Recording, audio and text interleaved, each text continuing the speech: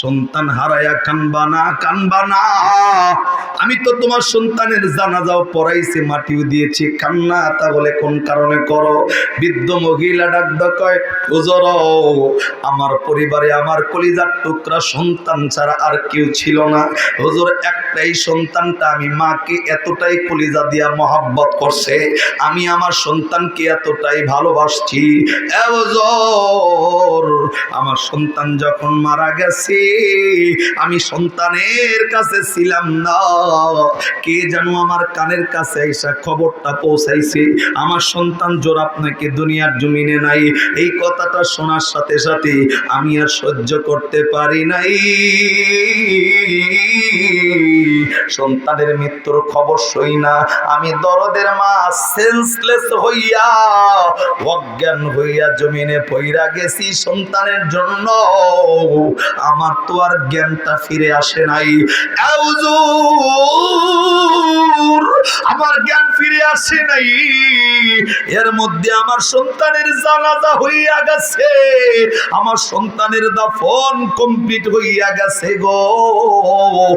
শেষবারের মতো আমি মা হইয়া আমার কলিজার টুকরা সন্তানের চেহারাটা মৃত্যুর সময় শেষবারের মতো একবার দেখতে পারি নাই।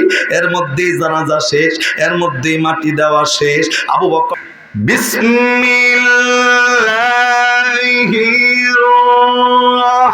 রহমানির রহিম।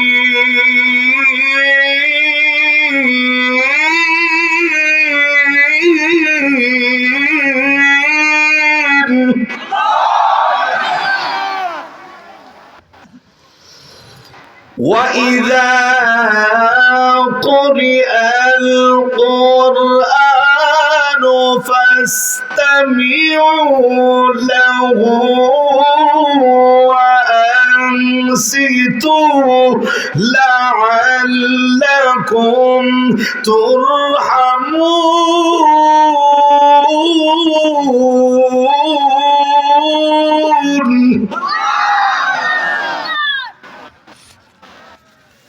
আমার ভাইরা, আমার বন্ধুগণ, আজ থেকে ১০০০ বছর আগে আল্লাহ রাব্বুল আলামিন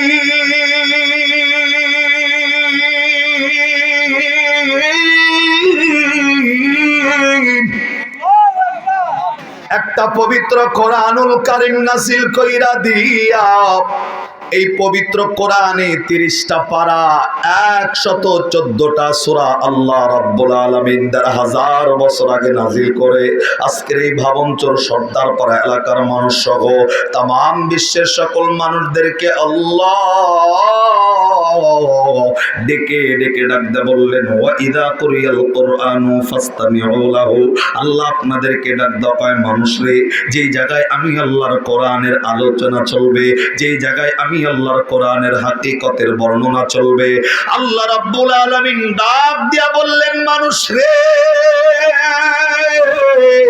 আমি আল্লাহর কোরআনে আলোচনা যেই জায়গার ভিতরে চলবে ওই মজলিসের মানুষগুলা ফাসতামিউ লাহু, আল্লাহ ডাক দেয় একমাত্র নিজের জবানটা বন্ধ কইরা নম্রতার সাথে, ভদ্রতার সাথে, স্থিরতার সাথে নিজের জবানটা বন্ধ কইরা মনোযোগটা লাগাইয়া আমি আল্লাহর এই কোরআনী আলোচনা শুনবে যারা, আল্লাহ তাদের জন্য ডাক দিয়া বললেন, ওয়া আনসিতু লাআল্লাকুম তুরহামুন। আল্লাহ ডাক দেয় কোরআনী আলোচনা যেই জায়গায় চলবে মানুষগুলা যদি মনোযোগ লাগাইয়া আলোচনাটা শ্রবণ করে, আল্লাহ বললেন আসমান থেকে আমি আল্লাহ যেই পরিমাণ রহমত নামাবো। আল্লাহ ডাক দেয় মনোযোগ দিবে যারা, আমি আল্লাহর বিশাল রহমতের মালিক আজকে হইয়া যাবে তারা। জবান বন্ধ নয়, আওয়াজ করে কন্যা সুবহানাল্লাহ। আল্লাহ রাব্বুল আলামিন ডাক দিয়া বললেন, মানুষ রে, আমি আল্লাহ যেই কোরআনুল কারীমটা নাযিল কইরা দিলাম, এই কোরআনে আলোচনা যেই জায়গায় চলবে মানুষগুলা নিজের জবানটা বন্ধ করে নম্রতা নিয়ে যারা কোরআনে আলোচনাগুলা শ্রবণ করবে, আল্লাহ ডাক দেয় তাদের উপরে আমি আল্লাহ বিশাল রহমত নাযিল করে দিব। এ বন্ধু, এই আয়াতের সরল অনুবাদ, এই আয়াতের সরল তর্জমাটা বুঝে থাকলে এইবার বলে, আজকের এই মাহফিলে কোরআনী আলোচনা চলবে যতক্ষণ, মালিকের রহমত যদি পেতে চাই আলোচনা চলবে যতক্ষণ, এই আলোচনাটা মনোযোগ লাগাইয়া শোনার দরকার আছে না নাই? আরে চিল্লা বলেন আছে না নাই? মালিকের কথা স্পষ্ট, কোরআনের বর্ণনা, কোরআনের মাহফিলে একমাত্র রহমতের মালিক হবেন তারা, কোরআনী আলোচনা চলবে যতক্ষণ, মনোযোগ দিবে যারা। বলেছেন কে? আওয়াজ হয় না, চিল্লা বলেন, বলেছেন কে? একমাত্র রহমত তারাই পাবে আলোচনায় মনোযোগ যারা দিবে। দেখেন আপনারা কিন্তু মোটামুটি একটা মনোযোগের ভিতরে চলে আসছেন, আশা করা যায় মনোযোগটা যদি আরো বৃদ্ধি পায় রহমত কে নাজিল করবে? আল্লাহু আকবার কইবেন না? আজকের এই মাহফিলে আমরা আল্লাহর রহমত নিয়েই বাড়িতে যাব ইনশাআল্লাহ। আর আওয়াজ দেয়া ইনশাআল্লাহ। তবে এই ভাবন চোর সর্দার ভরার মানুষ, আপনাদের জন্য নবীর পক্ষ থেকে একটা কথা জানাই। আল্লাহর নবী ডাকদার 1000 বছর এক ডাকদা বলছেন, এই সর্দার ভরার মানুষ, ততক্ষণ পর্যন্ত তোমার কোনো ইবাদত আল্লাহর দরবারে কবুল হবে না যতক্ষণ পর্যন্ত ওই ইবাদতের ভিতরে নবীর সুন্নাত লাগানো না থাকবে। এই নবীর সুন্নাত ছাড়া ইবাদত করলে ইবাদত কবুল হওয়ার কোনো সম্ভাবনা। আপনাদের বুঝাই, আপনারা যখন মসজিদে ঢোকেন ডান পা দিয়া ঢুকতে হয়, নবীর সুন্নত আছে না নাই? বাম পা দিয়া বের হওয়া লাগে, নবীর সুন্নত আছে না? রাস্তায় চলতে গিয়া ডান দিক দিয়া চলা নবীর সুন্নত, খাইতে বসবেন কেমনে নবীর সুন্নত, শুইবেন কেমনে নবীর সুন্নত, এবং কেউ যে ইস্তেঞ্জায় ঢুকবেন বের হবেন কেমনে নবীর সুন্নতের আমল আছে, এবং কি ইস্তিশাওয়ার যে করতে হয় এখানেও নবীর সুন্নতের আমল আছে না নাই? তার মানে সুন্নত ছাড়া কোনো ইবাদতই নাই, সব ইবাদত নবীদার 1000 বছর আগে মানুষদেরকে দেখায় গেছেন। একজন নবীওয়ালা ইবাদত ছাড়া আল্লাহর দরবারে ইবাদত কবুল হওয়ার কোনো সম্ভাবনা। একটা কথা এবার এখানে যারা বসছেন তাদেরকে কষ্ট দেওয়ার জন্য একটু বলি, আমাদের অন্তরের ভিতরে যেই নবীর সুন্নত ছাড়া ইবাদত করলে ইবাদত কবুল হয় না, সেই নবীর সুন্নতের ভালোবাসা আমাদের অন্তরে আছে তো ইনশাআল্লাহ? তিনজনে কয় আছে, আর দিকে হুজুর আমি ঘুমাইছি আবার। এই নবীর সুন্নতের ভালোবাসা আছে? যারা নবীর সুন্নতটারে ভালোবাসেন হাত তোলেন তো দেখি, যারা বাসেন না তারা হাত তুলেন না। আস্তে তাকবীর না, তাকবীর বাদ, হাত সোজা করেন যারা সুন্নতরে ভালোবাসেন। আমরা নবীর সুন্নতটারে ভালোবাসি? তিনজনে কয় ইনশাআল্লাহ। বাসি? আওয়াজ দাও না, বাসিনি? আল্লাহ এই হাতগুলো আপনি কবুল করে নবীর শাফায়াত দিয়া কিয়ামতে আমাদেরকে জান্নাতের মেহমান বানায় দিয়েন। আমিনের আওয়াজ হয় না, জোরে কোন, আবার কোন আমিন কোন। নামান এই আস্তে। যারা নবীর সুন্নতরে ভালোবাসছেন তারাই শুধু হাত তুলছেন। আর নবীর কত হইল, সুন্নত ছাড়া ইবাদত করলে ইবাদত কবুল হয় না। এই খাইতে যদি নবীর সুন্নত, বইতে নবীর সুন্নত যদি থাকে, শুইতে নবীর সুন্নত যদি থাকে, আজকে যেই মজলিসে বসছেন এই মজলিসে বসার একটা আদব, একটা সুন্নত আছে না নাই? কিন্তু আপনারা যেই তরিকায় বইছেন এই তরিকায় এখনো নবীর সুন্নত দিয়া সাজানো হয় নাই। আরে মানুষ তো বেশি লাগে না, সুন্নত যারা মানতে চান 1 থেকে 3 পর্যন্ত গুনবো। যারা নবীর সুন্নতটারে ভালোবাসেন সামনের খালি জায়গা পূরণ করবেন, আর যারা ভালোবাসেন না তারা জায়গায় বয়ে থাকবেন। সুন্নতের ভালোবাসার মানুষগুলা সামনে আগাবেন, ভালো না বাসলে জায়গায় বয়ে থাকবেন। সময় 1 থেকে 3 স্টার্ট নাও। 1 আইন সোয়া 1 1.5 দেখেন সে গেটের বাইরে যায় কেনা, একটা উইটা বাইরে যাবো অমনি করোনা ভাইরাসের দোয়া কপালে। মহিলাকে কথা কর দরকার নাই। এই মহিলা মা বোন আপনারা চাইবা বসেন, মহিলা বেশি হয়েছে নাকি? মহিলা সামনে আগান ভাই, অল্প সময়, এমনি রাত শেষ হয়ে গেছে, খুব বেশি সময় নিব না, অল্প সময় একটা আগান। সারা রাত চিন্তা করছেন? হ্যাঁ ভাই আসেন, কোনো মাঝখানে কোনো ফাঁকা জায়গায় থাকবে না, আপনার সামনে আগান। ভাই ওইখানে একটু ফাঁকা আছে, আপনি একটু আগাইলে সামনে আগানো হয়ে যায়। আসেন আসেন আসেন। আমি তো আজরাইল না, আপনাকে জান নিতে আইছি, ডরান কি লিগে আমার দেখা? মাশাআল্লাহ। অনেকেই চিন্তা করতেছে হুজুর আমারে আপনি যতই চাকু দিয়া গাওয়ান আর হামার দিয়া ভিডান, আমি বইছি তো বইছি, আমার উঠে পারবেন আপনি? ও বইয়ের ওর জায়গায়, আমি তো কই নাই আপনি ওঠেন। আমি তো কইছি যারা নবীর সুন্নতরে ভালোবাসে তারা আগাবে, যারা ভালোবাসে না আগানোর কোনো দরকার। কারণ সুন্নত ছাড়া ইবাদত করলে যদি ইবাদত কবুল না হয়, নবী বলছে কোরআনের ময়দানে দিন মজলিসে মাঝখানে ফাঁকা জায়গা রেখে বসা যাবে। ফাঁকা জায়গা থাকলে শয়তানি ওয়াসওয়াসা আছে না নাই? কথা কয় না, আছে না? যেমন এক মাহফিলে বয়ান চলা অবস্থায় বয়ান চলতেছে, হঠাৎ করে দেখে যে পিছন দিক থেকে মানে মাঝখানের একটা জায়গার থেকে ধোঁয়া উঠতেছে উপর দিকে। ধোঁয়া, এ ধোঁয়া বোঝেননি আপনারা? কি বলেন এটা? ধোঁয়াই না? ধোঁয়া উঠতেছে। পরে হুজুর জিজ্ঞেস, নারায় আগুন জ্বালাইছে, ওটা খেরের মধ্যে কি আগুন জ্বালাইছো? সবাই যখন পিছন দিকে চাইছে, দেখে যে আগুন জ্বালায় নাই, এক লোক মাহফিলে বয়া মাথা নিজ দিকে দিয়া বিড়ি খাইতেছে মাহফিলে বয়া। নাউজুবিল্লাহ কবে কবেন? জোরে কোন, জোরে কোন। হুজুর আরে জিজ্ঞেস, এটা কি বিড়ি খাওয়ার জায়গা? বিড়ি খাও মিয়া। এখন চাই দেখে যে সবাই আমার দিকে চেয়ে রয়েছে। হুজুর যে ওয়াজ করতেছেন ওয়াজের নেশাও লাগছে আর এইদিকে বিড়ির নেশাও লাগছে, আর কোনটা ধরি আর কোনটা ছাড়ি? এর লিগে এক লগে দুইটা চলতেছে, যা আছে কপালে দেখা যাবো সকালে, মানে বিড়ি খাইয়া যাবো বেটা যাই হোক। এটা কেন হয়েছে জানেন? নেই মাঝখানে ফাঁকা জায়গা, স্পেস থাকার কারণে শয়তান আশ্রয় নিয়েছে। কতক্ষণ ঠিক না? তো আপনারা মাঝখানে ফাঁকা জায়গা রাখেন না। তো যেই মানুষগুলো একান্তই কোরআন শোনার জন্য আসছেন, আপনারা পরিবেশটা সুন্দর করে বসলে ফায়দা মালিকের পক্ষ থেকে হবে। কতক্ষণ ঠিক না ব্যাঠি? জোরে বলেন ঠিক না? তো আলহামদুলিল্লাহ আজকের এই মাহফিলে মুরব্বী মানুষ কম থাকলেও যুবক মানুষ যথেষ্ট। যুবক মানুষের কমতি নাই, মুরব্বী খুব কমই দেখা যাচ্ছে। নাকি এলাকায় মুরব্বী নাই? আছে, এরা খালি বিকালবেলায় চাষটলে পাবেন, মাহফিলে পাবেন না। এখন এই শোনেন, আর একটা কথা কই। এক মাহফিলে যুব সমাজের উদ্যোগে গেছিলাম, মাহফিল অনেকদিন আগের কথা বলছি, ছোট্ট করে। যাওয়ার পরে যুবকদের জিজ্ঞেসি, মানে মাহফিলে কোনো মুরব্বী বলতে নাই, শুধু যুবক। জিজ্ঞেসি, কই ভাই এলাকায় মুরব্বী নাই? দুই একটা মুরব্বী ছিল, তারা সহ যুবকরা ডাক কয়, হুজুর যা ছিল তারা আসছে, আর পূর্বে যা ছিল সব মইরা সাব হয়েছে। মানে যেগুলা দুই একটা ছিল ওগুলো মাহফিলে আসছে, আর যারা আসে নাই তার মানে সব মইরা সাপ, মানে ক্লিন অ্যান্ড ক্লিয়ার। পরে বলছি যে ঠিক আছে, এলাকার সব মুরব্বী যদি মইরা সাবই হয়ে থাকে, আখেরি মোনাজাত যখন হবে আল্লাহর কাছে দোয়া করবো, আল্লাহ সিফায় সাফাই অলিতে গলিতে আনাসে কানাসে দুই একটা যদি বাচ্চা থাকে, ওডিয়ার বাইসা থাকার দরকার নাই, আল্লাহ রাস্তায় আজকে রাত্রি মরুবিল্লা না। এই কথাটা জাস্ট শুরু করে মানে বয়ানটা শুরু করছি, 15-20 মিনিট যাইতে না যাইতে দেখি মুরব্বী 10-15 জন মাহফিলে গেট দিয়ে ঢুকতেছে। আলহামদুলিল্লাহ কন্যা।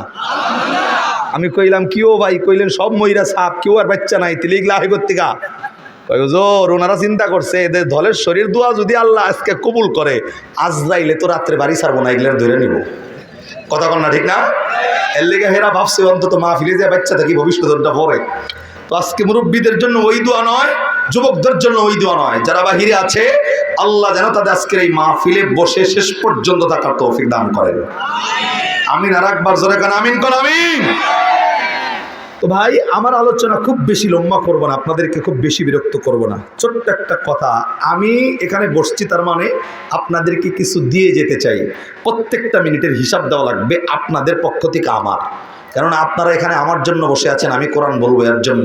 তো আপনাদেরকে যদি এই আলোচনা ওই আলোচনা করে দিয়ে সময় শেষ করে দিয়ে চলে যায়, মাহফিল থেকে কিছু যদি নিতে না পারেন, মালিকের কাছে আমার জবাবদিহি করতে হবে যে মৌলবী কিল্লিগা পাবলিকগুলোতে বসায় রাখছো, ঘুম নষ্ট কেন করছো? এরা তো নফল পড়তে পারতো, তাহাজ্জুদ পড়তে পারতো, কোরআন তেলাওয়াত করতে পারতো, এগুলো না কইরা তোমার সামনে তারা বসেছিল কেন? এই জবাব আল্লাহর কাছে দেওয়া লাগবে। সেই জবাব যেন দিতে পারি সঠিক, এই নিয়তে একটু আলোচনা দিন লাগান। আমি বলছিলাম আমার আলোচ্য বিষয় পবিত্র কোরআনের সূরার নাম সূরাতুজ জুমার, 24 পারার 3 পৃষ্ঠার 9 নম্বর লাইনের 53 নম্বর আয়াত। এই আয়াতে আল্লাহ এক শ্রেণীর রোগীদেরকে ডাকছেন, অসুস্থ ব্যক্তিদের। এখন যদি বলেন হুজুর আমরা তো কেউ অসুস্থ না, ডায়াবেটিস অনেকের নাই, গ্যাস্ট্রিকও নাই, কিন্তু এই আয়াত অনুযায়ী আল্লাহ যেই রোগীদেরকে ডাকছেন, এই রোগের রোগী এখানে যারা বসে আছেন একমাত্র বাচ্চারা বাদ দিয়ে সবাই, মানে এই রোগের রোগী সবাই এখানে, আমি সহ যারা আছে সবাই এই রোগের রোগী। তবে ভাই এই রোগ মুক্তির জন্য 1 টাকার ওষুধ খাওয়া লাগবে না, এই রোগ মুক্তির জন্য রংপুর সদরে ভর্তি হওয়ার প্রয়োজন নাই, এই রোগ মুক্তির জন্য ইন্ডিয়া যায় চিকিৎসার প্রয়োজন নাই। আজকে যারা বসেছেন এই রোগ তো আছেই 100%, আল্লাহ এই আয়াতের মেসেজে আপনাকে রোগ মুক্তির ঔষধের ব্যবস্থাও করেছেন। একবার সুবহানাল্লাহ বলা। এখন যদি বলেন হুজুর রোগটা কি, দেখেন কমন পড়ে কিনা, আপনার লগে পরিচিত কিনা রোগটা। আল্লাহ ডাক দেখায় এই রোগটা হলো ওই রোগ, নিজের নফসের উপর জুলুম, শয়তানের ধোকায় পয়রা গুনায় যারা জীবনটাকে জর্জরিত করে ফেলছো, একটা গুনাও যার আছে ওই ব্যক্তি এই আয়াতের অনুযায়ী এই রোগের রোগী। এখন আমি আপনাদের সর্দার পাড়ার মানুষদেরকে যদি জিগাই, ভাই এখানে এমন কোন ব্যক্তি আছেন কি যে হুজুর জিন্দিগিতে কোনো গুনাহ নাই, থাকলে একটু হাত তোলেন। গুনাহ নাই এমন একটা ব্যক্তি থাকলে হাত তোলেন, আমি তার চেহারাটা দেখবো, আল্লাহর ওলির চেহারাটা দেখতে চাই। আমাদের প্রত্যেকের গুনাহ আছে না নাই, জোরে বলেন না। তার মানে এই আয়াত প্রমাণ করে এই রোগ আপনার ভিতরে। তবে ভাই নিজেকে যদি পরিচয় দিতে লজ্জা লাগে, আমার দিকে তাকান। আমি মনে করি আসমানের নিচে জমিনের উপরে আমার চাইতে বড় গুনাহগার আর কেউ নাই। নিজেকে যত ছোট মনে করবেন আপনাকে বড় বানায় দিবে কে? আকাশ থেকে যখন বৃষ্টি নামে তাকায় দেখবেন বৃষ্টির পানি উঁচা জায়গায় জমা হয় না, মাটি নিচা যেখানে পানি জমা হয়, এর জন্য ছোট মনে করলে আপনাকে বড় বানায় দিবে কে? রোগ মুক্তির আগে আর একটা কথা, কোনো মানুষ আজকের এই সর্দার পাড়ার মানুষ যদি এই আয়াতের মেসেজটা মেনে নেয়, মুফাসসিরিনে কেরামদের মধ্যে অন্যতম মুফাসসির আল্লামা জমিরউদ্দিন নানুপুরী রহমাতুল্লাহ আলাইহি লেখেন, এই আয়াতের মেসেজটা মানলে সর্দার পাড়া এলাকার মানুষের জন্য আল্লাহ 3টা পুরস্কার রাখছেন। একবার সুবহানাল্লাহ কোন? পুরস্কার কয়টা দেখেন, পছন্দ হয় কিনা পুরস্কার। 1 নম্বর পুরস্কার, আল্লাহ ডাক ডাকায় এই সর্দার পাড়ার মানুষ এই আয়াতের মেসেজটা মানলে 3টা পুরস্কারের ভিতরে 1 নম্বর পুরস্কার, তোমার পিছনের জিন্দিগির সব গুনাহ আল্লাহ মাফ করে দিবে। নাম্বার 2 নম্বর পুরস্কার, যেই দিন আপনি আমি কবরে চলে যাব, কবরে যাওয়ার পর এই যে চেহারা দেখতেছেন, এই ফেস বলেন আর ডিসপ্লে বলেন, যাই বলেন, আল্লাহর এই মুফাসসির বলেন যে বান্দা কবরে যাওয়ার পর এই আয়াতের মেসেজ মানার কারণে এই চেহারা আর এই চেহারা থাকবে না, এই চেহারার ভিতরে কবরে যাওয়ার সাথে সাথে আল্লাহ আসমানি নূর চেহারার ভিতরে চমকায় দিবেন। নাম্বার 3 নম্বর পুরস্কার, কবরে যাওয়ার পর যেই সাদা কাপড়ের পোশাকটা দিয়ে পেঁচায় আপনাকে কবরে রাখা হয়, ওই সাদা পোশাক আল্লাহ খুইলা জান্নাতি পোশাক পরায়া বিশ্বনবীর সামনে বসার ব্যবস্থা করে দিবেন। পুরস্কারের কথাগুলো আবার বলি, আবার মনোযোগ দেন। মেসেজ মানবেন একটা, পুরস্কার 3টা। 1 নম্বরে জীবনের গুনাহ মাফ করে দিবে কে? 2 নম্বরে কবরে যাওয়ার লগে লগে চেহারার ভিতরে আসমানি নূর চমকায় দিবেন কে? 3 নম্বরে কবরে যাওয়ার পর সাদা কাপনের পোশাক পইলা জান্নাতি পোশাক পরায়া নবীর সামনে বসার ব্যবস্থা করে দিবে কে? পুরস্কার পছন্দ হয়েছে? মেসেজ শুধু একটা মেসেজ মানবেন এই আয়াতের। আমার আলোচ্য বিষয় এটা, আমি দীর্ঘ টাইম আলোচনা করে আপনাদেরকে বিরক্ত করব না, অল্প সময় একটু মনোযোগ দেওয়া যাবে ইনশাআল্লাহ। ভাই 10-20 মিনিট থাকলে আপনারা কি আমার লগে আছেন না নাই? 3 জনে কয় আসি, আর দিকে হুজুর খালি দেখতাছি ভাবসাব, জুমলে আসি না জুমলে গেলিগা। আমরা কি থাকবো না ভাগবো? মাশাআল্লাহ, এই যে তাকবীর দিছে, হে দোয়া পর্যন্ত আছে। আপনারা কতক্ষণ, আপনারা কি থাকবেন না ভাগবেন? আওয়াজ দেন, থাকবো না ভাগবো? ভাগবেন কেরা কেরা ইনশাআল্লাহ বলে হাত তোলেন তো দেখি। এখানে মনোযোগ যে দিতে হয়েছে, কমে গেছে মনোযোগ। এখন আমি জানি এমলে হয় 2-1টা, আমরা জানি যে আসলে দিলেন নিয়ত হইলে বাক্কা হাত উঠে গেছে, হুজুরের লাগে হাত তুল লাগবে আজকে, কথা ঠিক না? আমরা জানি আমরা থাকবো ইনশাআল্লাহ। দিল লাগান এবার। আমার ভাইরা, আমার বন্ধুগণ, আল্লাহ রাব্বুল আলামিন পবিত্র কোরআনুল কারীমে মানুষদেরকে ডাকদা বললেন, মানুষ রে,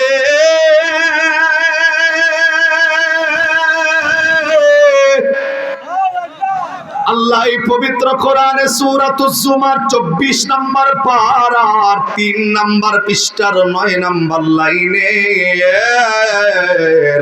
53 নম্বর আয়াতের ভিতরে আল্লাহ রাব্বুল আলামিন এক শ্রেণীর রোগীদেরকে আল্লাহ ডেকেছেন। এই রোগ আমাদের প্রত্যেকটা মানুষের শরীরে। আল্লাহ ডাক ডাকায়, এ সর্দার পাড়ার মানুষ, আমি আল্লাহ রাব্বুল আলামিন তোমাদেরকে এই রোগ থেকে মুক্তি মুক্তির ব্যবস্থা করে দেব। শুধু তাই নয়, আল্লাহ শুধু রোগ থেকে মুক্তির ব্যবস্থা করে দিবে না, আল্লাহ ডাকায় এই আয়াতটা অনুযায়ী কোন বান্দা যদি মেনে নেয়, আল্লাহ তার জন্য 3টা পুরস্কারের ব্যবস্থা রেখেছেন। 1 নম্বরে আল্লাহ বান্দার জিন্দেগীর গুনাহগুলো মাফ কইরা দেব। 2 নম্বরে কবরে যাওয়ার সাথে সাথে চেহারার ভিতরে আসমানি নূর চমকাইয়া দেব। 3 নম্বর হইল যেই জান্নাতি পোশাক আল্লাহ পরাবেন, দুনিয়ার জমিনে সাদা কাপড়ের পোশাক খুইলা আল্লাহ জান্নাতি পোশাকটা শুধু পরায়া ক্ষান্ত নয়, আল্লাহ আপনার আমার নবীর সামনে বসার ব্যবস্থা করে দিবেন। জবান বন্ধ নয়, আর একবার আওয়াজ করে কন্যা সুবহানাল্লাহ। আল্লাহ রাব্বুল আলামিন মানুষদেরকে ডাকতে বললেন, খুলিয়া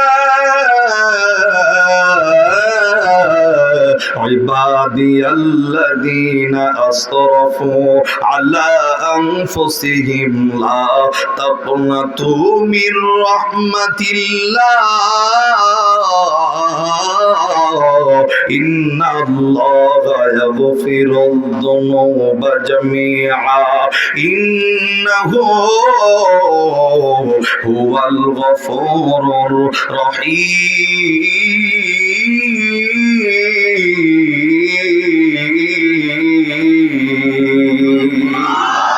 আরেকটা আওয়াজ করে আল্লাহু আকবার। আমার ভাইরা, আল্লাহ রাব্বুল আলামিন ডাকতে বললেন, এ দুনিয়ার মানুষ, হায়াতের জিন্দেগির ভিতরে শয়তানি ধোঁকায় পইরা, শয়তানি ওয়াসওয়াসায় পইরা নিজের নফসের উপর জুলুম করেছো যারা, আল্লাহ ডাকায় বান্দা গুনাহ কইরা যদি আসমান বরাবর গুনাহ হইয়া যায়, গুনাহটা কইরা দুনিয়াটা যদি ভরায় ফেলো, আমি আল্লাহ তোমারে ওয়াদা দিলাম বান্দা, আমি আল্লাহ থেকে দূরে চইলা যাবা না। গুনাহ নিয়ে কবরে আসলে কিন্তু জাহান্নামের আগুনে জ্বলতে হবে। আল্লাহ ডাকায় মানুষ, আমি আল্লাহ তার গুনাহ মাফের জন্য একটা আয়াত নাজিল করে জানাইলাম, বান্দা আসমান বরাবর গুনাহ যদি তুমি করো, একবার আমি আল্লাহর কাছে কামব্যাক করো, একবার আমি আল্লাহর কাছে আইসা ফিরে আইসা ওয়াদা দাও আর কোনোদিন গুনাহ করবা না, আমি আল্লাহরে প্রমিস করো আর কোনোদিন অন্যায় করবা না। আল্লাহ ডাকায় একটা বার কোনো বান্দা যদি আমি আল্লাহর কাছে মাপ চাই, আল্লাহ ডাকায় এই বান্দার তামাম জিন্দেগীর সব গুনাহগুলা মাফ কইরা আমি আল্লাহ তার রহমতের কোলে তুলব। জবান বন্ধ নয়, আর একবার আওয়াজ করে কন্যা সুবহানাল্লাহ। আমার ভাইরা, সর্দার পাড়ার বন্ধু, আল্লাহ শুধু এই আয়াতে গুনাহ মাফের কথা মানুষদেরকে জানাই নাই, এই গুনাহটা কেমনে কেমনে মাপ চাইলে আল্লাহ 3টা পুরস্কারে আপনারে ধন্য করবে।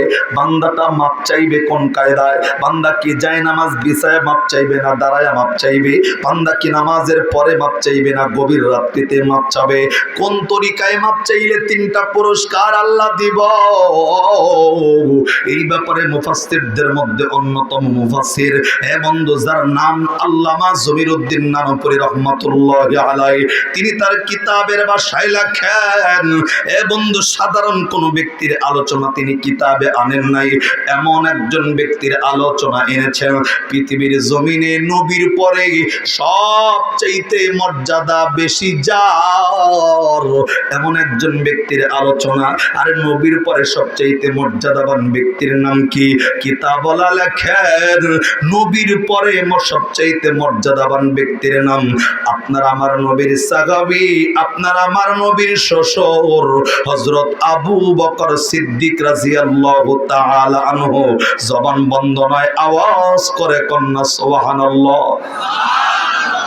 এই পৃথিবীর সব মানুষের নেকি এক পাল্লায়, আর নবী ডাক হয় আমার সাহাবী আবু বকরের এক রাত্রির নেকি যদি এক পাল্লায় দেওয়া হয়, পৃথিবীর সকল মানুষের নেকির চাইতে আমার সাহাবী আবু বকরের এক রাত্রির নেকি আল্লাহর কাছে বেশি হবে।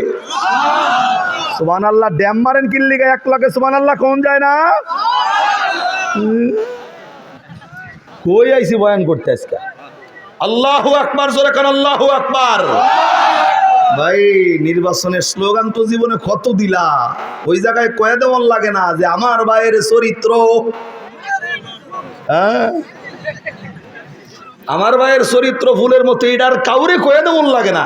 কিন্তু সুবহানাল্লাহ কইতে গিয়া পাবলিকের গলা ফাড়াইলেও পাবলিক করে না, জবান নড়ায় না।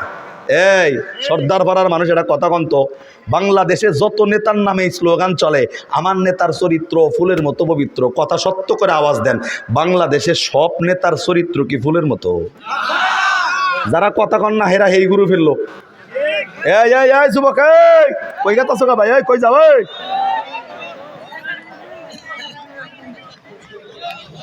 ওই ধান কেমনে যাইতেছে দেন, নতুন নতুন কথা কন না, ঠিক না?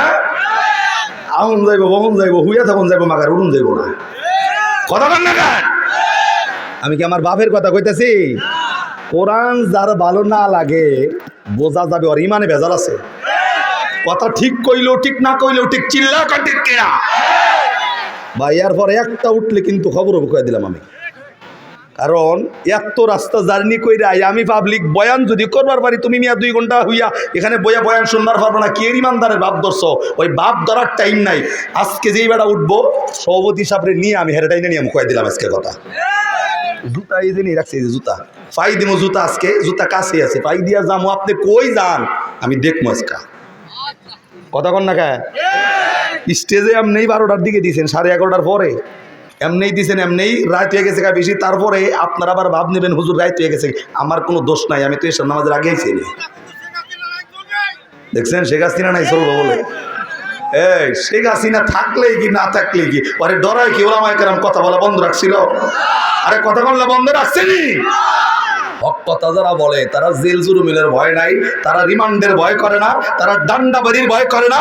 হক কথা যারা বলে নবীর আদর্শ অনুযায়ী জেল জুলুমের ভয় নাই। ওলামায়ে কেরাম কোরআনের হক কথা বলেই গেছে, পরিস্থিতি যতই খারাপ হোক বাতিলের কাছে ওলামায়ে কেরাম কখনো মাথা নত করে নাই, কথা ঠিক কিনা?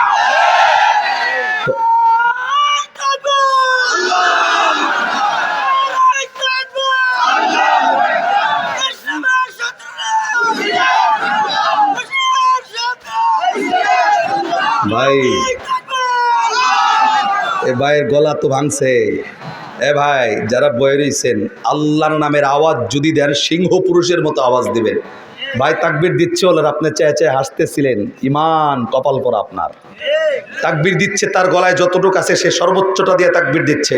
যারা হাসতেছেন আমি তাদেরকে বলবো ভাই আপনারাই সেই শ্রোতা, ওলামায়ে কেরামের সামনে বাহবা দেন, হুজুরের বিপদ আসলে আপনারা পর্দা ছেড়ে দৌড় মারেন।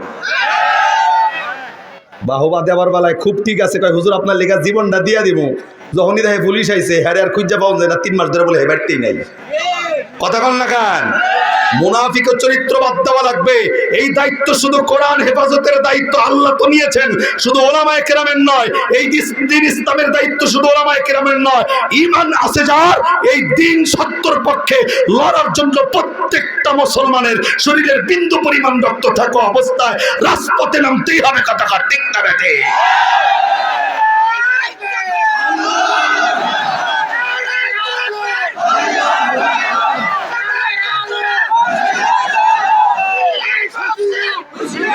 আস্তে ভাই তাকবীর দিলে দাঁড়ায় দিবেন জায়গায়, দাঁড়ায় তাকবীর আওয়াজ হবে। তো ভাই আমি আপনাদের দৃষ্টি আকর্ষণ করছি, যেই মানুষগুলা তাকবীর দিচ্ছে বিশ্বাস করেন নিঃসন্দেহে এই মানুষগুলা কোরআনের পক্ষের লোক, ওলামায়ে কেরামের পক্ষের লোক, ইসলামের পক্ষের লোক, কথা কন ঠিক কিনা? এদের ভিতরে মুনাফিকির আস্তে এই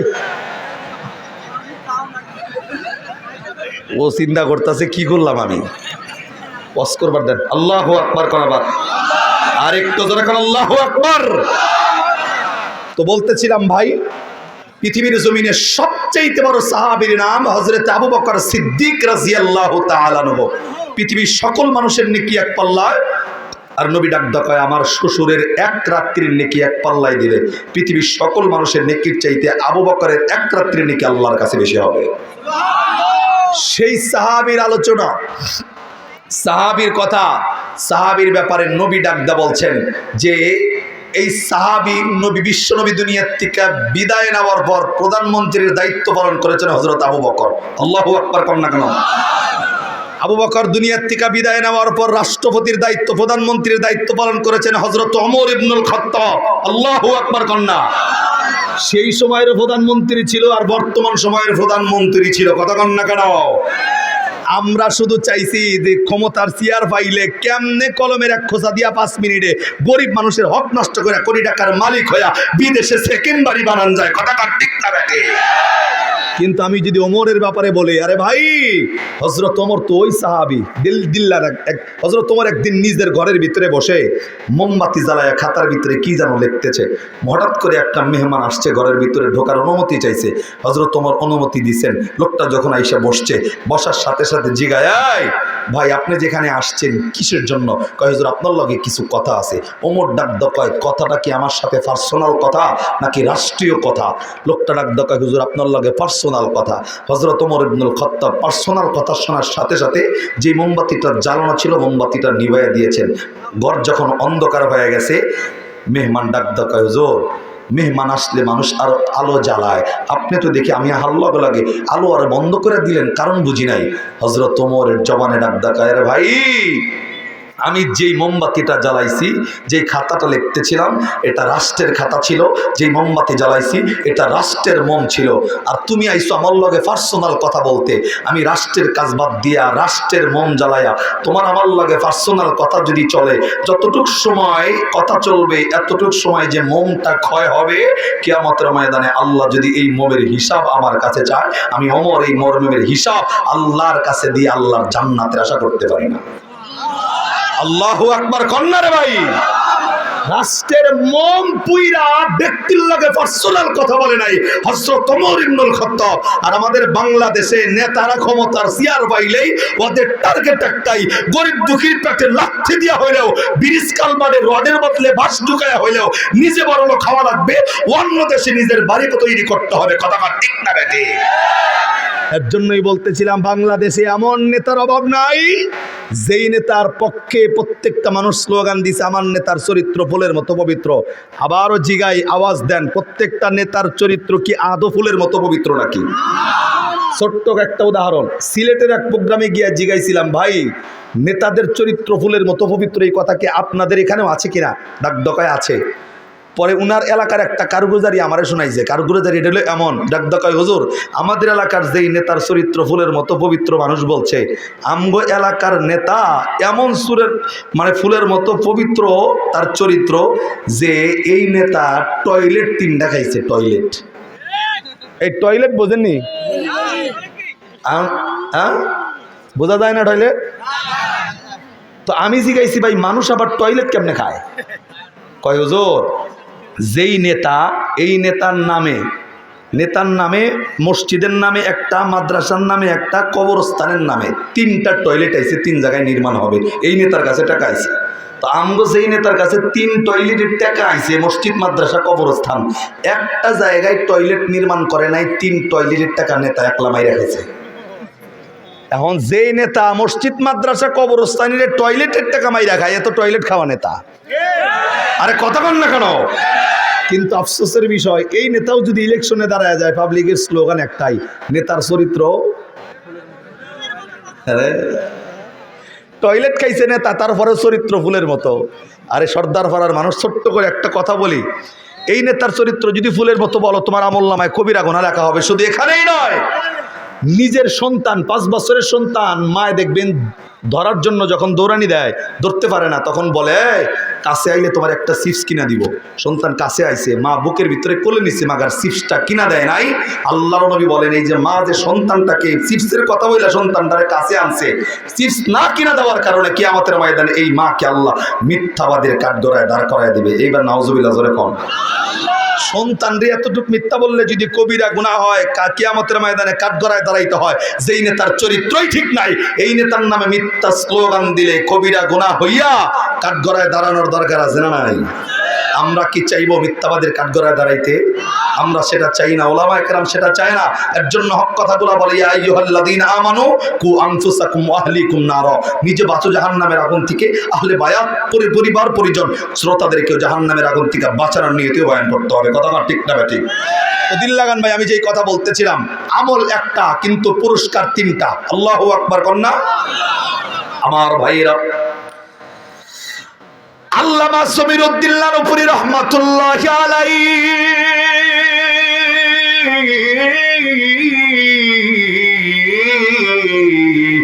বন্ধু তিনি বলেন, এই আয়াতের মেসেজটা যারা মেনে নেবে আল্লাহ তিনটা পুরস্কারে তারে ধন্য কইরা দেব।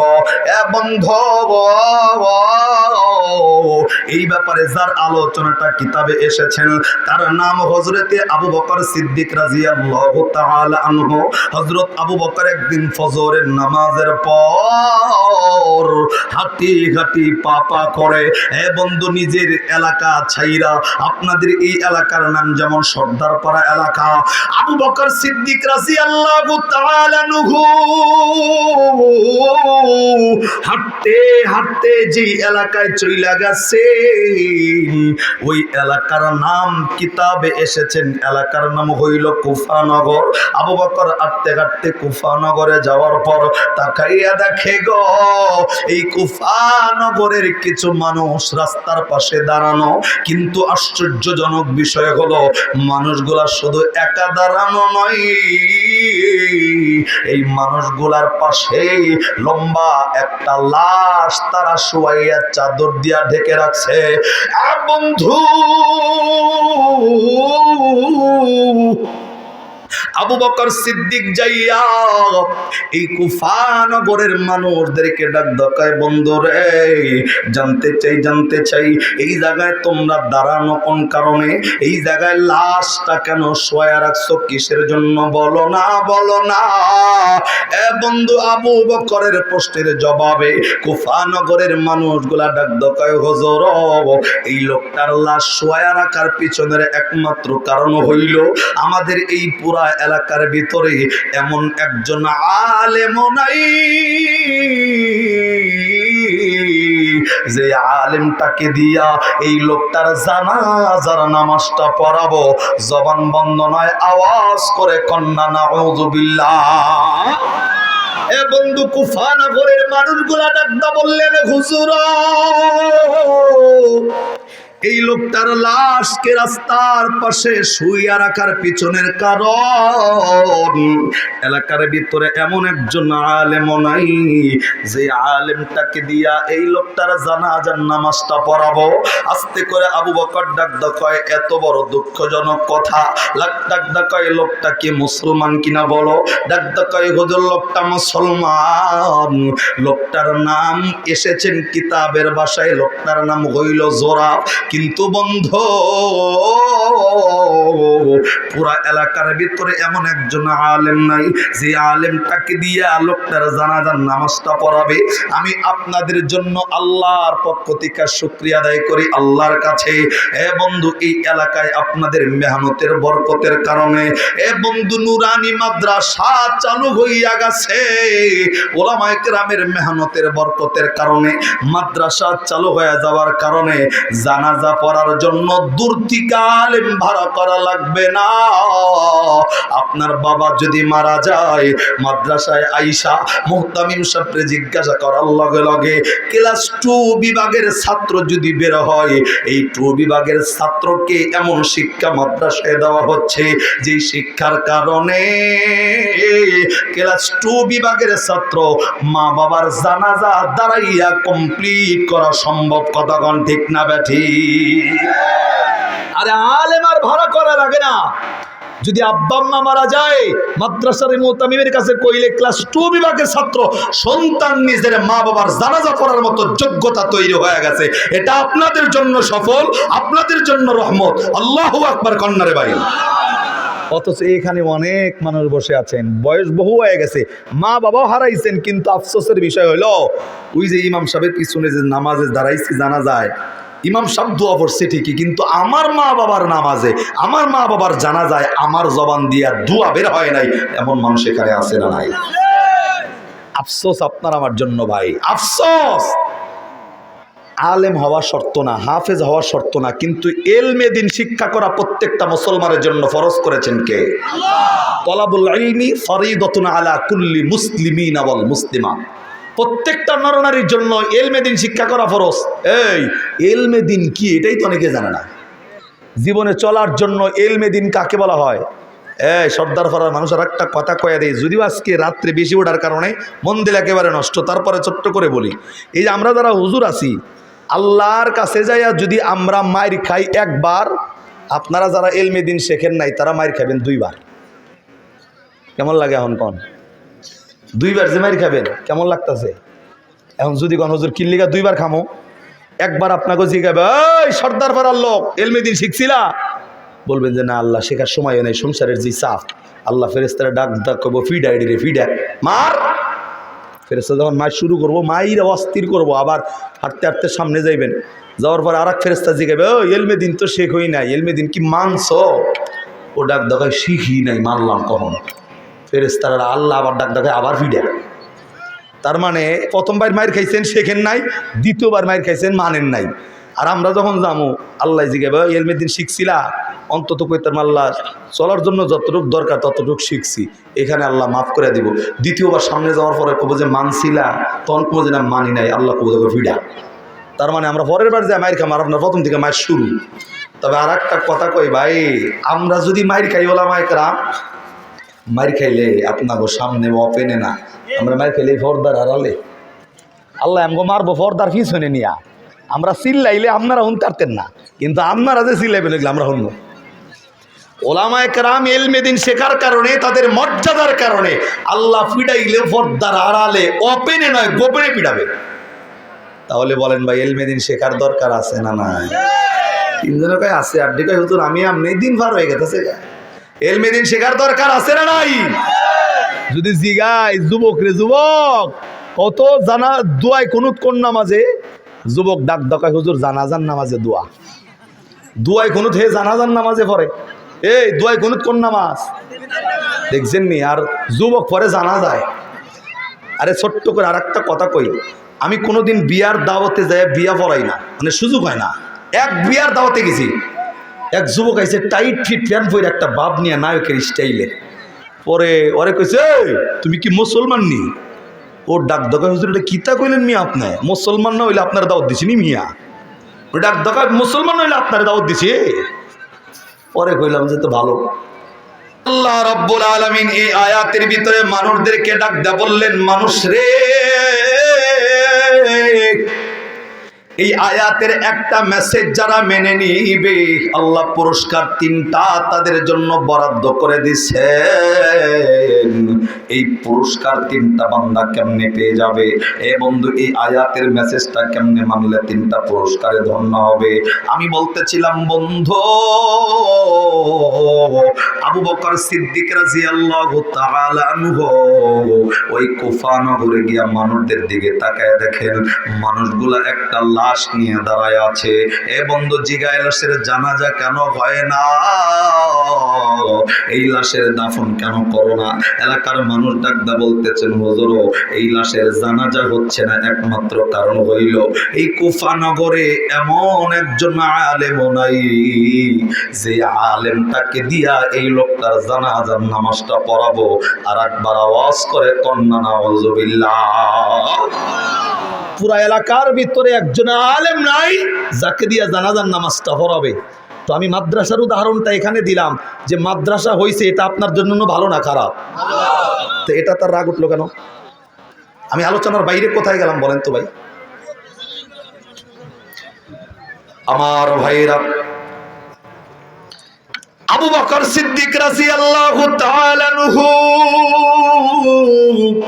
এ বন্ধু, এই জোরাব নামক ব্যক্তির সম্পর্কে কুফা নগরের মানুষদেরকে ডাক দেখায়, মানুষ রে, লোকটা যদি মুসলমান হয়, আমি আবু বকরের ওয়াদা হইল, এই লোকটা যদি মুসলমান হয়, লোকটার জানাজার ইমাম যদি না থাকে, আমি বলবো এই লোকটার জানাজা কোনো আলেম ডাকার প্রয়োজন নাই। আমি আবু বকর যেহেতু হাজির হয়ে গেছি, আমি আবু বকর ওয়াদা দিলাম এই লোকটার জানাজা আমি নিজে পড়ব। এই লোকটাকে আমি নিজ হাত দিয়া কবরের ভিতরে নামায়া দিব। এই ইমানদার মানুষগুলো আর একবার আওয়াজ করে কন্যা সুবহানাল্লাহ। আমার ভাইরা, আবু বকর সিদ্দিক রাদিয়াল্লাহু তাআলা আনহু যেই লোকটার জানাজার নামাজ পড়ার জন্য সিদ্ধান্ত নিছেন, একবার গভীর করে তাকায় দেখা লাগবে। যেই লোকটার জানাজা পড়ার কেউ নাই, এই মুহূর্তে নবীর পরে সবচাইতে বড় আলেমকে ওই জানাজা পড়ার জন্য ওই মুহূর্তে ওই জায়গায় হাজির করে দিছেন কে? আল্লাহ এর জন্য কোরআনে বলেছেন, ওয়া মাকারু ওয়া মাকারাল্লাহ ওয়াল্লাহু খায়রুল মাকিরিন।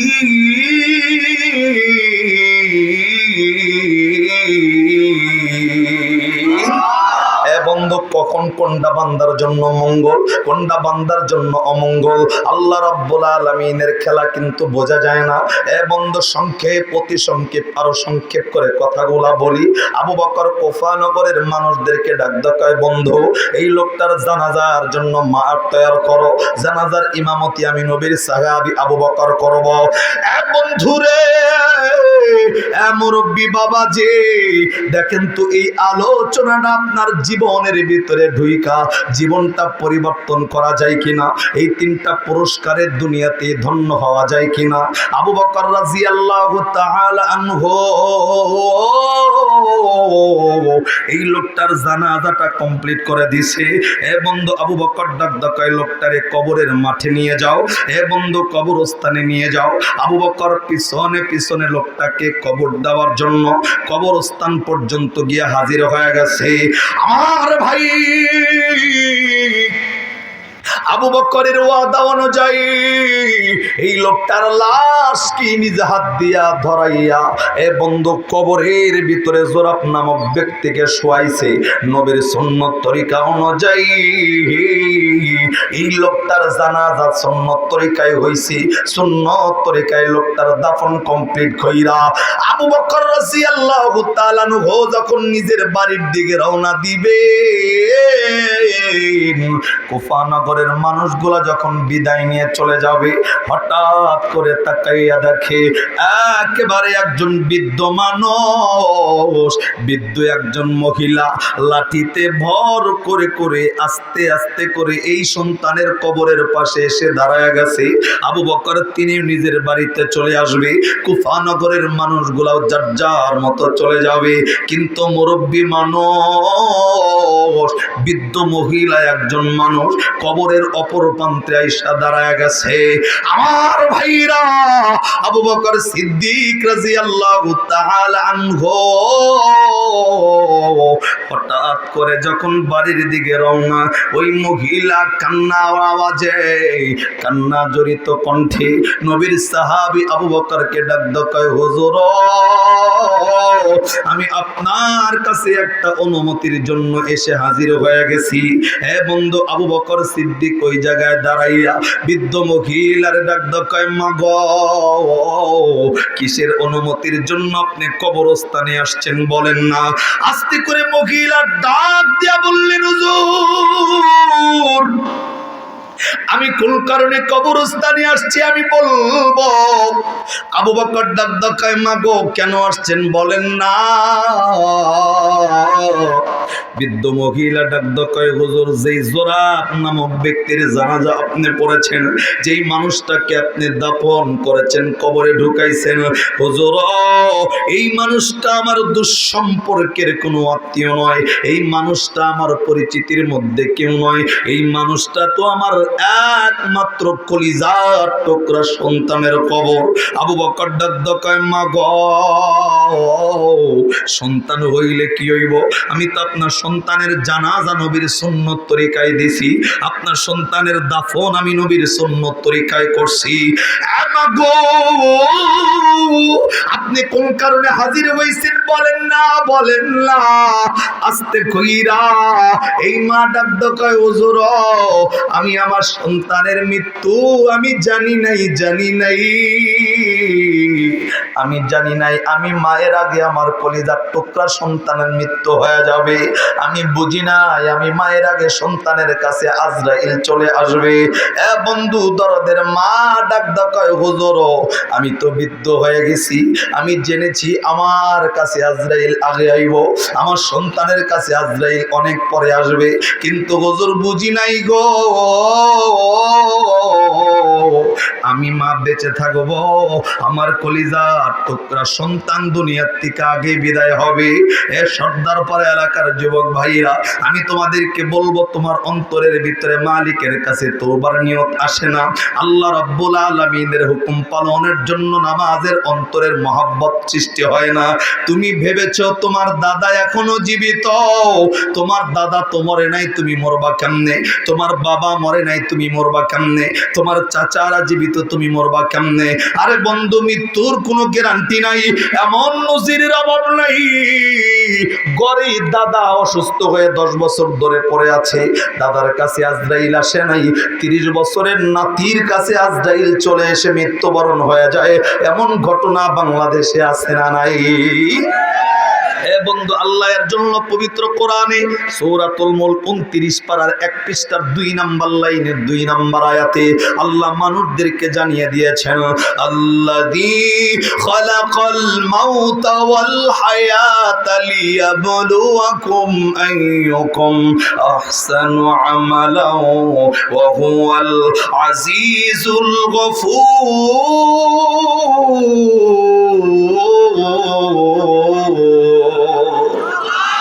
এ বন্ধু, আল্লাহ ডাক দেয়, সর্দার পাড়ার মানুষ, জানো না আমি আল্লাহ কিন্তু জানিয়েছি, আল্লাযী খালাকাল মাউত, যে হায়াত নিয়ে বড়াই করো, আমি আল্লাহ কিন্তু জানিয়েছি তোমার হায়াত আমি আল্লাহ আগে কিন্তু বানাই নাই, আগে সৃষ্টি করেছি আল্লাযী খালাকাল মাউত, মৃত্যুটা আমি আল্লাহ বানাইয়া, মৃত্যুটা আমি আল্লাহর হাতের ভিতরে রাইখা, ওয়াল হায়াতা লিয়াবলুয়াকুম আইয়ুকুম আহসানু আমালা, তারপরে হায়াত দিয়া ছাইরা দিছি। বান্দা যতই আমি আল্লাহরে ভুলে যাও, যতই নাফরমানি করো, আমি আল্লাহ মৃত্যুর রশিটা দইরা যখন টান দিব, পৃথিবীর জমিনের কোন MBBS ডাক্তারের পাওয়ার নাই, আমি আল্লাহর মৃত্যু থেকে তোমাকে ফিরায় রাখবে। কতক্ষণ ঠিক কিনা? এ বন্ধু, মরণ থেকে যতই পালাও মরণ তোমায় লইবে গিরি, যদিও পালাও তুমি আকাশ পথে লাগায়া সিঁড়ি। মা নিজের সন্তান হারায়া কান্না করতেছে, আমি বুঝি নাই আমার সন্তান আগে মারা যাবে। আমার ভাইরা, আবু বকর বৃদ্ধ মহিলারে ডাক দকায়, মাগো সন্তান হারায়া কানবা না, আমি তো তোমার সন্তানের জানাজাও পড়াইছি, মাটিও দিয়েছি, কান্না তাহলে কোন কারণে করো? বৃদ্ধ মহিলা ডাক দকায়, হুজুর আমার পরিবারে আমার কলিজার টুকরা সন্তান ছাড়া আর কেউ ছিল না, হুজুর একটাই সন্তানটা, আমি মাকে এতটাই কলিজা দিয়া মহব্বত করছে, আমি আমার সন্তানকে এতটাই ভালোবাসছি, এ হুজুর আমার সন্তান যখন মারা গেছে আমি সন্তানের কাছে ছিলাম না, কে জানো আমার কানের কাছে এসে খবরটা পৌঁছাইছে আমার সন্তান জোর আপনাকে দুনিয়ার জমিনে নাই। এই কথাটা শোনার সাথে সাথে আমি আর সহ্য করতে পারি নাই, সন্তানের মৃত্যুর খবর শুই না আমি দরদের মা সেন্সলেস হইয়া, অজ্ঞান হইয়া জমিনে পইরা গেছি সন্তানের জন্য, আমার তো আর জ্ঞানটা ফিরে আসে নাই। আমার জ্ঞান ফিরে আসে নাই, এর মধ্যে আমার সন্তানের জানাজা হইয়া গেছে, আমার সন্তানের দাফন কমপ্লিট হইয়া গেছে গো। শেষবারের মতো আমি মা হইয়া আমার কলিজার টুকরা সন্তানের চেহারাটা মৃত্যুর সময় শেষবারের মতো একবার দেখতে পারি নাই। এর মধ্যেই জানাজা শেষ, এর মধ্যেই মাটি দেওয়া শেষ। আবু বকর ডাক দকায়, তাহলে কি বলতে চাও বলো? মহিলা ডাক দকায়, হুজুর আমার একটা অনুমতি চাওয়ার আছে আপনার কাছে। ডাক দকায় কি অনুমতি? বলো না, বলো না। আস্তে কইরা এ বন্ধু মহিলা ডাক দকায়, হুজুর অনুমতি হইল। সন্তানের চেহারাটা যেহেতু দেখতে পারি নাই, দাফন হইছে ঠিকই, মাটি হইয়া গেছে ঠিকই, আমার অনুমতি চাওয়ার কারণ আমি আমার সন্তানের কবরের মাটিগুলা সরাইতে চাই। কবরের মাটিগুলা সরাইয়া সরাইয়া সন্তানের লাশটা বের কইরা কবরের ভিতর থেকে আমি মা আমার সন্তানের চেহারাটা এক নজর দেখার অনুমতি চাই। জবান বন্ধ নয়, বন্ধু আওয়াজ করে বলেন না সুবহানাল্লাহ। এ বন্ধুরে, মা বাবার কলিজার মধ্যে আল্লাহ সন্তানের জন্য এমন মায়া ঢুকাইয়া দিছে বন্ধু। সন্তান মায়ের লগে রাগ কইরা 1 বছর কথা কয় না, বাবার লগে রাগ কইরা 2 বছর কথা কয় না, চাকরি করে ভালো, মা বাবার পরিচয় পর্যন্ত দেয় না, বিদেশের বাড়িতে চলে গেছে, বিবি নিয়ে আলাদা হয়ে গেছে, মা বাবারে ডাকে না। এ যুবক, তুমি কি জানো কোন সন্তান যদি মা বাবার লগে ঝগড়া লাইগা, মায়ের লগে ঝগড়াটা লাইগা, কোন সন্তান যদি সকালবেলায় বাড়ির থেকে বের হয়, সারাটা দিন এই মা নিজের সন্তানের জন্য খাবারটা পর্যন্ত খায় না, সারাদিন বাড়ির বাহিরের দিকে তাকায় থাকে, সন্ধ্যাবেলায় কখন সন্তান বাড়িতে আইব।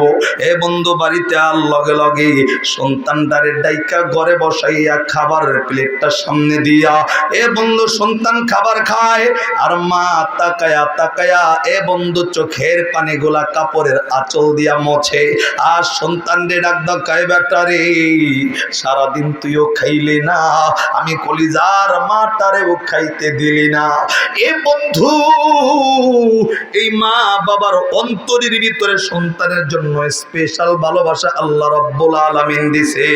এ সর্দার পাড়ার ভাইরা একটা কথা না বললেই নয়, তাকায় দেখবা যে বাবার লগে তোমার ঝগড়া হয়, বাবার লগে ঝগড়া হইয়া 2 বছর কথা কও না, বিবি নিয়ে আলাদা হয়ে গেছো, মা বাবার খবর নাও না।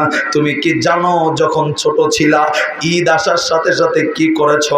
বাবার কাছে নতুন জামা নতুন জুতা চাইছো, মা বাবা ঠিক নিজের ঘাম মাথার ঘাম পায়ে ফেলে তোমার জন্য নতুন জুতা নতুন জামার ব্যবস্থা করেছে ঠিকই, কিন্তু বন্ধু ঈদের দিন বাবার হাতটা দইরা ঈদগাহের ময়দানে গেছো, এ বন্ধু তোমার শরীরে নতুন জামা নতুন জুতা থাকলেও বাবার চেহারার দিকে তাকাইলে দেখা যায় তো বাবার পাঞ্জাবিটা গত বছরের কেনা পাঞ্জাবি ছিল, বাবার জুতাটা এখনো পর্যন্ত বার্মিজ 60 টাকা দামের একটা জুতা তোমার হাত ধরায়া এ বন্ধু ঈদগাহের ময়দানে নিয়ে যাচ্ছে। নিজে পুরাতন জামা পরলেও সন্তানদের কষ্ট দেয় নাই, এটার নাম হইল বাবা। এ বন্ধু রে, আল্লাহ রাব্বুল আলামিন এর জন্য কোরআনে সূরা বনী ইসরাঈলে কিন্তু বলেছেন, ওয়া কাদা রাব্বুকা আল্লা তা'বুদু ইল্লা ইয়াহু ওয়া বিল ওয়ালিদাইনি ইহসানা। আল্লাহ ডাক ডাকায়, আমি আল্লাহর ইবাদতের পরে একটা কাজ আমি আল্লাহ লাগাইয়া দিলাম, এই কাজের নাম হইল নিজের মা বাবার সাথে সৎ আচরণ করা, মা বাবার সাথে ভালো আচরণ করা। হে বন্ধু, ওদিকেও আমি যাব না, আমি শুধু বলবো কলিজার টুকরা আমার সন্তানের কথা নবীর সাহাবীর কাছে ডাক দকায়, হুজুর অনুমতি দিবেন, আমি কবরের মাটিগুলা সরাবো, মাটি সরাইয়া সন্তানের লাশ বের কইরা সন্তানের চেহারাটা একবার দেখব। একটা বন্ধুর জবান বন্ধ নয়, একবার আওয়াজ করে জোরে কন্যা সুবহানাল্লাহ।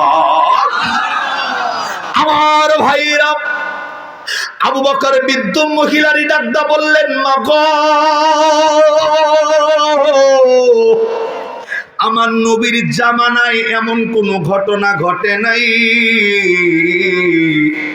যে সন্তান মারা যাওয়ার পর কবরের লাশ উঠাইয়া আবার কোনো মা বাবারে দেখাইছে। আমি আবু বকরের জামানায় এমন ঘটনা ঘটে নাই যে কোনো মানুষ মারা যাওয়ার পরে তার লাশ আবার উঠাইয়া কবরে দেখাইছি। এ মাগো, কেমনে কেমনে তোমার সন্তানের কবরের লাশ উঠাইয়া দেখাবো? মা পাগলের মতো ডাক দকায়, হুজুর যতক্ষণ পর্যন্ত সন্তানের চেহারা না দেখাবে ততক্ষণ পর্যন্ত আমি মা কিন্তু কবরস্থান থেকে যাইতে রাজি নাই। এই মা কবরস্থানে থাকার হিম্মত অন্তরে নিয়ে নিছে। আস্তে করে আবু বকর দীর্ঘক্ষণ সময় ডাক কয়, মা গো, সন্তানের কবরের লাশটা তুলব ঠিকই, একবার দেখার ব্যবস্থা করব ঠিকই, কয়েকটা শর্তের বিনিময়। বৃদ্ধ মহিলা ডাক কয়, শর্তগুলা কি বলেন না? আস্তে করে ডাক কয়, এক নাম্বার শর্ত হইল এই জোরাব নামক ব্যক্তির লাশ কবর থেকে তুলব। এক নজর যখন দেখবা, এক নজর দেখতে যতটুকু সময় এর ভিতরেই বিদায় নেওয়া লাগবে। মহিলা মেনে নিয়েছেন, হুজুর আমি চলে যাব। দুই নাম্বার শর্ত হইল সন্তানের চেহারা দেখা কিন্তু চিৎকার চেঁচামেচি করতে পারবা না, এটাও মহিলা মেনে নিয়েছে। তিন নাম্বার শর্ত হইল আবু বকর ডাক কয়, মা গো, সন্তানের চেহারা দেখা কবরের ভিতরে ঝাঁপায় পড়তে পারবা না, বৃদ্ধ মহিলা এটাও মেনে নিছে। চার নাম্বার শর্ত হইল সন্তানরে দেখা সেন্সলেস হইয়া, অজ্ঞান হইয়া আবার জমিনে পইরা যাইতে পারবা না, মহিলা এটাও মেনে নিছেন। ডাক কয়, হুজুর আপনার সব শর্ত মানতে রাজি, সন্তানের চেহারাটা না দেখা কবরস্থান থেকে যাইতে রাজি নাই। আমার ভাইরা, আমার বন্ধু, আবু বকর সব শর্ত মানাইয়া কুফা নগরের মানুষদেরকে ডাক কয়, কুফাবাসী, এই জোরাব নামক ব্যক্তির লাশ কবরের মাটিগুলা সরাইয়া একটা নজর মায়ের জন্য উঠা। সুবহানাল্লাহ কন্যা। এ বন্ধু, মাটা এমন পাগল, আরে কবরের মাটি সরাইয়া বলে লাশটা একবার উঠা। দুনিয়াতে এমন নজিরের অভাব নাই। সন্তান মৃত্যুবরণ করছে, দরদের মা সারাটা জীবন কবরের পাশে কাটায় দিছে। সন্তানের মৃত্যুতে মা সাথে সাথে স্টপ করে দুনিয়ার থেকে বিদায় হয়েছে, এমন নজিরের অভাব নাই। কিন্তু এই মহিলা সন্তানের চেহারা না দেখা যাবে না, যাবে না। আবু বকর অনুমতি দিছে। কুফা নগরের আল্লাহর একজন বান্দা কবরের মাটিগুলা সরাইতেছে। পুনরায় এই জোরাব নামক ব্যক্তির কবরের লাশটা আবার তুইলা মাকে দেখাবে। আমার ভাইরা, মাটিগুলা সরাইয়া সরাইয়া, এ বন্ধু সংক্ষেপ বলি, কাপনের কাপড় যখন বের হয়ে গেছে, জোরাব নামক ব্যক্তির কাপনের কাপড় যখন বের হয়েছে, আবু বকর সিদ্দিক রাদিয়াল্লাহু তাআলা আনহু আস্তে করে এই জোরাব নামক ব্যক্তির লাশের মুখ কাপড়ের উপর থেকে এ বন্ধু চেহারাটা বের করার জন্য আল্লাহর বান্দারে অনুমতিও দিছে। এ আল্লাহর বান্দা, মুখের ভিতর থেকে কাপনের কাপড়টা সরাইয়া দে, দরদের মাকে এক নজর চেহারাটা দেখার ব্যবস্থা করে দে। আমার ভাইরা, আল্লাহর বান্দা অনুমতি চাই পাইয়া কেবলমাত্র মুখের কাপনের কাপড়ে হাত দিবি। এ সর্দার পাড়ার ভাইরা, আমি আপনাদেরকে বলবো, অ্যাটেনশন প্লিজ, একটাবার সুবহানাল্লাহ বলার জন্য প্রস্তুতি গ্রহণ করেন। আবু বকর অনুমতি দিছে, এ আল্লাহর বান্দা, চেহারার উপর থেকে কাপনের কাপড়টা সরা। আল্লাহর বান্দা অনুমতি পাইয়া চেহারার উপর থেকে কাপনের কাপড়টা সরাইতে দেরি, এই জোরাব নামক ব্যক্তির চেহারার মধ্য থেকে এমন একটা নূরের তাজাল্লি বের হইয়া গেছে রে, এই চেহারার মধ্য থেকে আসমানি নূর আল্লাহ কবরের ভিতরে চমকাইয়া দিছে। আর একবার দিল থেকে আওয়াজ করে কন্যা সুবহানাল্লাহ। এ বন্ধু, আল্লামা জমিরউদ্দিন নানুপুরী রাহমাতুল্লাহি আলাইহি কিতাবের মধ্যে লেখেন, এই ঘটনার সাক্ষী নবীর সাহাবী, নবীর শ্বশুর আবু বকর। এই ঘটনার সাক্ষী কুফা নগরের মানুষ। এই ঘটনার সাক্ষী ওই জোরাব নামক ব্যক্তির মা। চেহারা খুলতে দেরি হয়েছে। এই বন্ধু, আসমানি নূর চেহারার থেকে বের হইতে দেরি হয় নাই। আবু বকর দেখার লগে লগে মারে ডাক দেখায়, মা গো, কথা দিছিল এক নজর দেখা বিদায় নিবা, বিদায় হইয়া চইলা যাও।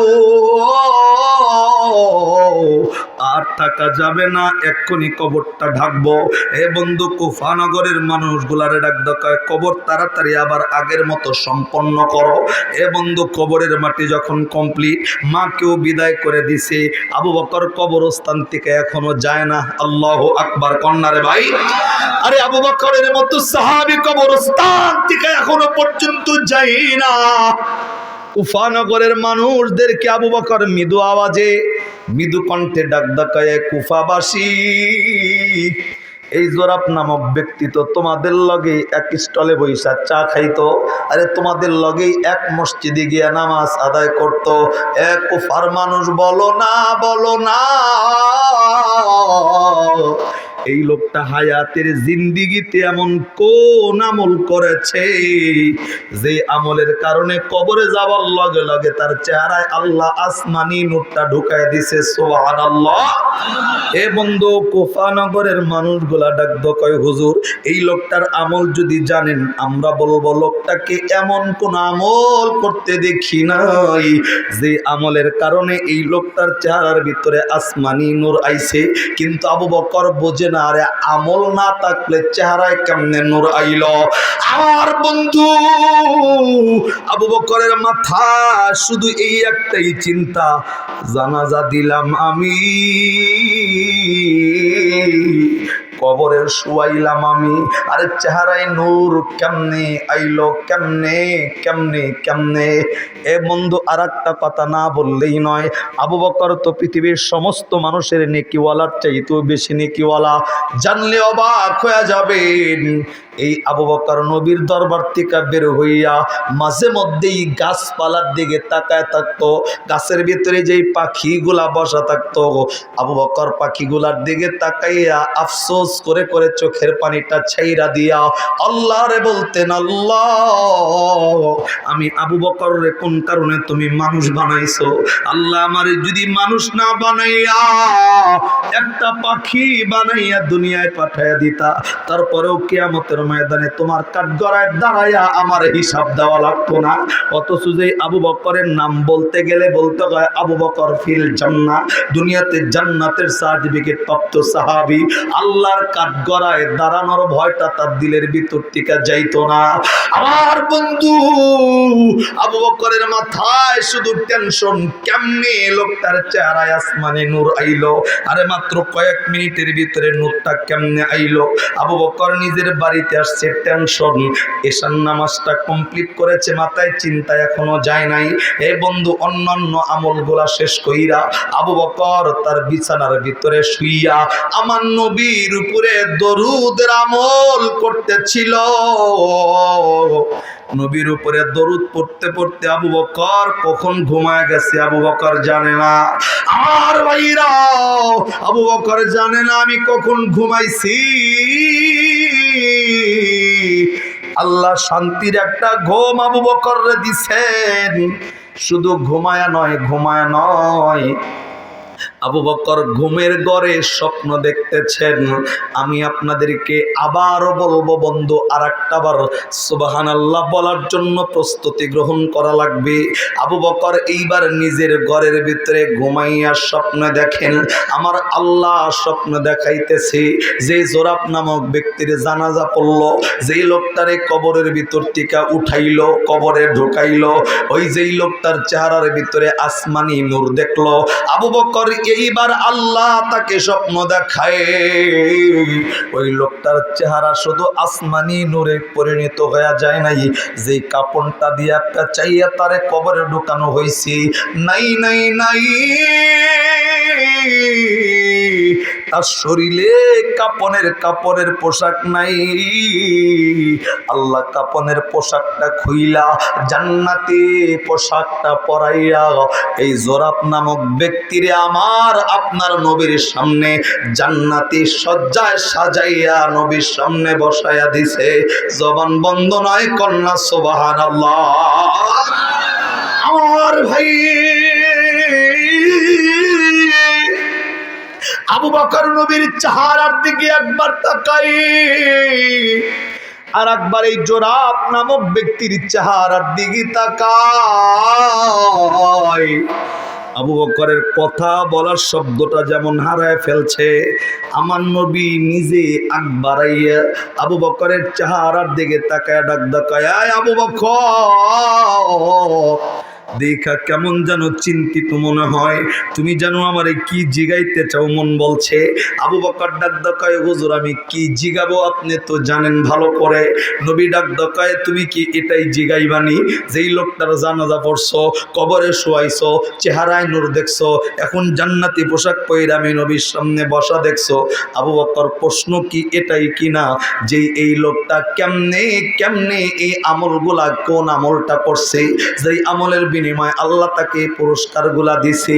আবু বকরের কথা শুই না আমার নবী ডাক দেয়, আবু বকর এই প্রশ্ন এই আমল কি জানতে চাও নাকি বলো। আবু বকর ডাকদা বললেন, হুজুর অন্য কোনো কিছু নয়, আমি শুধু বলবো হুজুর এই লোকটার আমলটা শুধুমাত্র বলে দেন, হায়াতের জিন্দেগিতে এমন কোন আমলটা করলো কবরে যাওয়ার পরে আসমানি নূর এবং জান্নাতি পোশাক পরে আপনি নবীর সামনে সসম্মানে বইছে, হুজুর বলেন না। আল্লাহর নবী ডাকদা কয়, আবু বকর আল্লাহ রাব্বুল আলামিন কোরআনে সূরাতুজ জুমার 24 পারার 3 পৃষ্ঠার 9 নম্বর লাইনের 53 নম্বর আয়াতে আল্লাহ তো জানিয়েছেন, কুলিয়া ইবাদিয়াল্লাযীনা আসরাফু আলা আনফুসিহিম লা তাকনাতু মির রাহমাতিল্লাহ ইন্নাল্লাহা ইয়াগফিরুয যুনুবা জামিআ ইন্নাহু হুয়াল গফুরুর রহিম। আল্লাহর নবী আবু বকরকে ডাক দেয়, আবু বকর আল্লাহ তো জানাইছেন কোন বান্দা যদি গুনাহ কইরা মালিকের কাছে আত্মসমর্পণ করে আল্লাহ ওই বান্দার জিন্দেগীর গুনাহটা মাফ কইরা আল্লাহ তার রহমতের কোলে তোলে। এই আবু বকর শূন্য রাখো,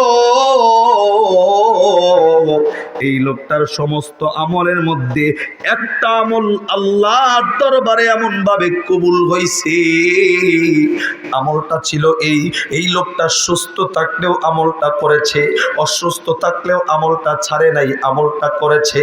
এই লোকটা খায়া থাকাও আমল করেছে, না খাইয়াও আমল করেছে। নাম নবী ডাক দেয়, এই আবু বকর এই লোকটার আমল হইল আল্লাহ এই এক আমলের বিনিময়ে আল্লাহ তাকে পুরস্কারে ধন্য করছে। আমার বন্ধু আল্লাহর নবী ডাক দেয়, এই লোকটার আমল সারাদিন যখন পার হয়ে গেছে, সারাদিন বান্দা গুনাহ করুক আর না করুক, এশার নামাজটা পইরা বান্দা যায় নামাজের মুসাল্লাটা বিছাইয়া প্রত্যেকটা দিনের গুনাহের জন্য প্রত্যেকটা দিন আল্লাহর কাছে 2 রাকাত নামাজ পড়ে আল্লাহরে বলতেন, আল্লাহ আমি তো গুনাহগার, আমার গুনাহ নিয়ে যদি কবরে চইলা যাই আল্লাহ তোমার জাহান্নামের আগুন সহ্য করতে পারবো না। আল্লাহর এই বান্দা প্রত্যেকটা দিন আল্লাহর জাহান্নামের আগুনের ভয়ে 2টা ফোঁটা চোখের পানি রেগুলার আল্লাহর ভয়ে ছাড়ার কারণে আল্লাহ পাকের এই কোরআনের আয়াতের ওয়াদার সাথে এই বান্দার আমলটা একেবারে মিলে গেছে। আল্লাহ ডাকদা কয়, এই বান্দা রেগুলার শুধুমাত্র আমি মালিকের কাছে মাপ চাইয়া 2টা ফোঁটা চোখের পানি জমিনে সারার কারণে নবী ডাকদা কয়, আল্লাহ এই বান্দা মাপ চাওয়ার কারণে দুনিয়ার জিন্দেগিতেই তার রেগুলার গুনাহ আল্লাহ রাব্বুল আলামিন মাফ করছে। শুধু তাই নয়, এই বান্দা যখন কবরে ঢুকছে, বান্দা বেগুনাহ মাসুম হইয়া কবরে ঢুকছে, বান্দার শরীরে কোনো গুনাহ ছিল না, গুনাহ মুক্ত হইয়া কবরে যাওয়ার কারণে আল্লাহ তার চেহারার ভিতরে আসমানি নূরটা চমকায়া দিছে। গুনাহ মুক্ত হয়ে কবরে যাওয়ার কারণে এই গুনাহ মুক্ত বান্দাকে আল্লাহ পোশাকটা খুইলা জান্নাতে পোশাক পরাইয়া আমি নবীর সামনে আল্লাহ রাব্বুল আলামিন তাকে বসার ব্যবস্থা করে দিছে। জবান বন্ধ নয় রে ভাই, আরেকবার আওয়াজ করে কন্যা সুবহানাল্লাহ। আমি আপনাকে বলবো, বান্দা শুধুমাত্র এই আয়াতের মেসেজটা মেনে নিয়া আল্লাহর কাছে রেগুলার মাপ চাইয়া চোখের পানি ছাড়ার কারণে আল্লাহ তাকে 3টা পুরস্কার দিল। 1 নম্বরে গুনাহ মাফ করল, করলো, 2 নম্বরে কবরে যাওয়ার পর চেহারায় নূর দিল, 3 নম্বরে জান্নাতি পোশাক পরায়া নবীর সামনে বসাইছে।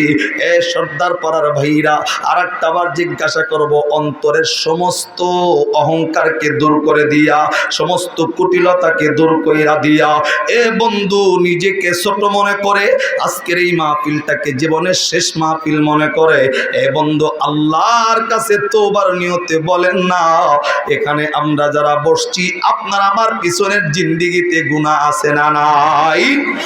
এ বন্ধু গুনাহ যদি থেকে থাকে তওবার নিয়তে 2টা হাত আল্লাহর কাছে তুলে দিয়া একবার আল্লাহরে ডাক দেন না, আল্লাহ। খাঁটি মুমিন বান্দা উঠবা না মাহফিল থেকে, উঠো না। আজকের এই মাহফিলটা যদি জীবনের শেষ মাহফিল হয়, সকালবেলায় যদি সূর্যোদয় নসিবে না থাকে, আরে ভাই কেমনে মালিকের কাছে তওবা করবা না? আল্লাহ আল্লাহ তাকায় দেখো আমরা সবাই গুনাহগার। আল্লাহ সকালবেলায় সূর্যোদয় নসিবে আছে কিনা জানা নাই।